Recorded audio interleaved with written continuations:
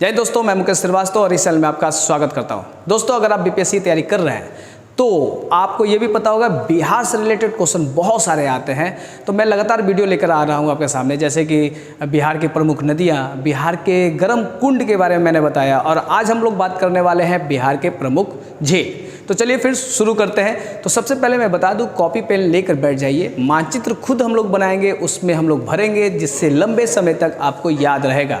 तो आइए फिर शुरू करते हैं। तो यहाँ पे पहले एक मानचित्र बनाया जाए। तो ये रहा आपका भागलपुर होते हुए ये और यहाँ पर कैमूर, बक्सर, भोजपुर, और ये आपका ये हो गया। तो आप भी बना लीजिए, ज़्यादा अच्छा रहेगा। उसके बाद हम लोग यहाँ पे क्या करेंगे, जितने भी जगह पे झील मिलते हैं उसको हम लोग भरने की कोशिश करेंगे। जैसे कि यहाँ पर लिख देते हैं कैमूर, हो गया यहाँ पे कैमूर। यहाँ पे लिख देते हैं भागलपुर, ये रहा भागलपुर। यहाँ पे हो जाएगा आपका कटिहार, यहाँ पे हो जाएगा दरभंगा, ठीक, दरभंगा। एक हो जाएगा सहरसा, ओके। और यहां लिख देते हैं हम लोग कौन सा, तो बेगूसराय, हो गया। तो ये इन जगहों पे आपको झील मिलता है, तो हम लोग यहीं पे बात करने वाले हैं। तो चलिए बारी बारी से। सबसे पहली बात कि एक झील मिलता है यहाँ पर, जो अभी हाल ही के एग्जाम में आया है। तो मैंने आपको लिखा हुआ ना यहाँ पर कैमूर।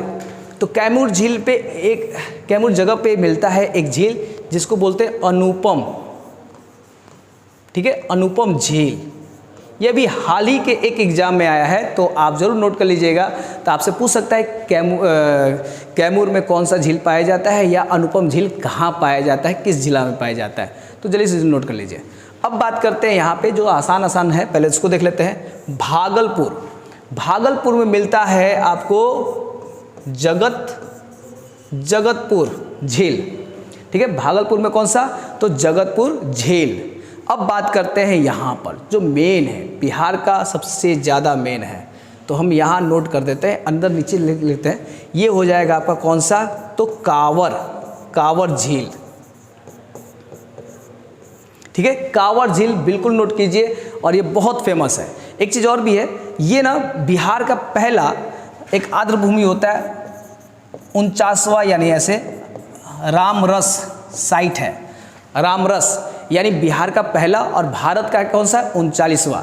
दूसरी बात, यहाँ पे पक्षियाँ आती हैं, यानी साइबेरिया पक्षी घूमने के लिए आती हैं, तो ये भी फेमस है भाई। इसको ना 1984 में एक तरह से अभ्यारण्य घोषित कर दिया गया, यानी पक्षी विहार घोषित कर दिया गया है, जिससे पक्षियों के संरक्षण के लिए बात की जाती है, ठीक है। और उसके बाद एक चीज़ और भी है, इसका जो निर्माण हुआ है, किस नदी के जल प्राप्त किया है, यानी किस नदी से जल प्राप्त करता है, इस तरह के भी क्वेश्चन पूछ सकते हैं। तो आपको पता होगा ना कि बूढ़ी गंडक आकर मिलती है गंगा में, तो वही बेगूसराय के समीप ही मिलता है, यानी बूढ़ी गंडक से यह नदी, यानी नदी से जल प्राप्त करता है।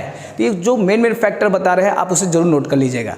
चलिए अब बात करते हैं अगला, यहाँ पे कटिहार का जो झील है, बड़ा यूनिक नाम है, बहुत फेमस नाम है। इसको हम लोग बोलते हैं गोगाबिल।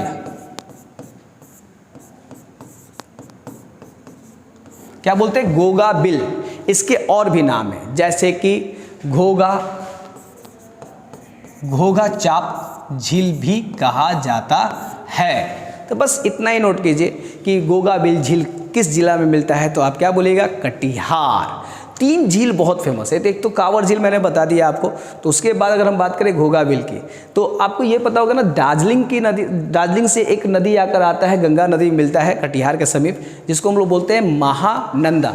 तो ये जो जल प्राप्त करता है, किससे प्राप्त करता है, तो महानंदा नदी से, ठीक है।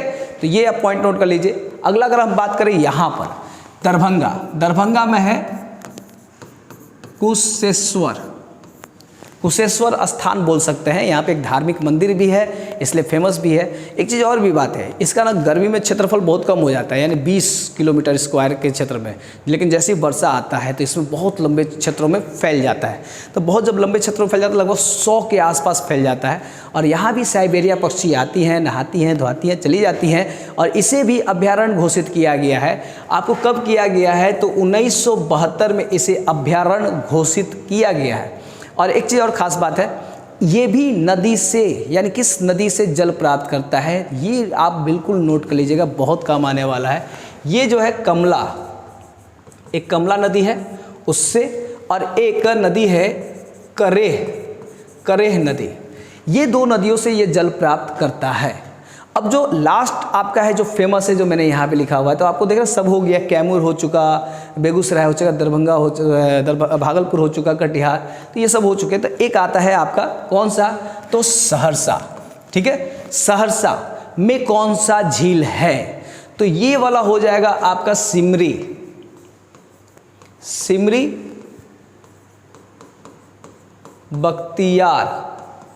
बख्तियारपुर, ऐसे लिख देते हैं। ठीक है, सिमरी बख्तियार। अब यहाँ एक झील है जिसका अगर एग्जाम में अगर ना हो तो क्यों आता है, तो इसकी जो आकृति है वो है घोड़े की नाल की जैसी। ठीक है, घोड़े की नाल की जैसी।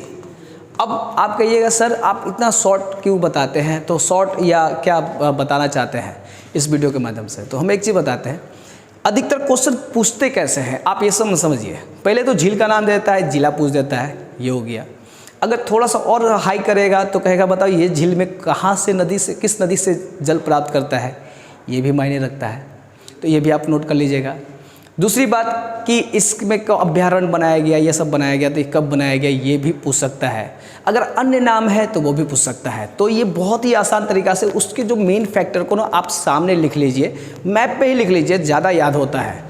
ठीक है, तो बस ये है प्रमुख, बिहार के प्रमुख झील है, इसे आप नोट कर लीजिए और जल्दी जल्दी आप याद कर लीजिए, क्योंकि भाई एग्ज़ाम नज़दीक आ चुका है। मिलते हैं नेक्स्ट वीडियो में।